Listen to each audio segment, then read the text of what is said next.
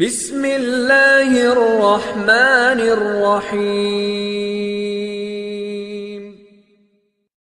ایک شخص نے حضور اقدس صلی اللہ تعالی علیہ وسلم کی خدمت بابرکت میں حاضر ہو کر اپنی مفلسی اور تنگ دستی کی شکایت کی تو آپ صلی اللہ تعالی علیہ وسلم نے فرمایا، جب تم گھر میں داخل ہو اور گھر میں کوئی ہو تو اسے سلام کرو، اگر کوئی نہ ہو تو مجھ پر سلام عرض کرو اور ایک بار قل هو اللہ احد پڑھو۔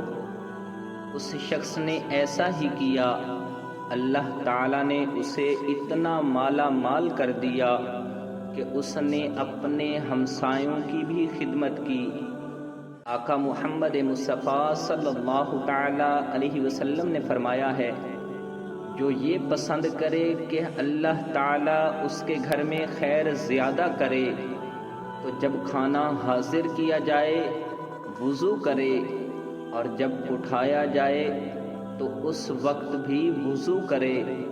محدثین کرام فرماتے ہیں، کھانے کے وضو سے مراد دونوں ہاتھوں کا گٹوں تک اور منہ کا اگلا حصہ دھونا اور کلی کرنا ہے۔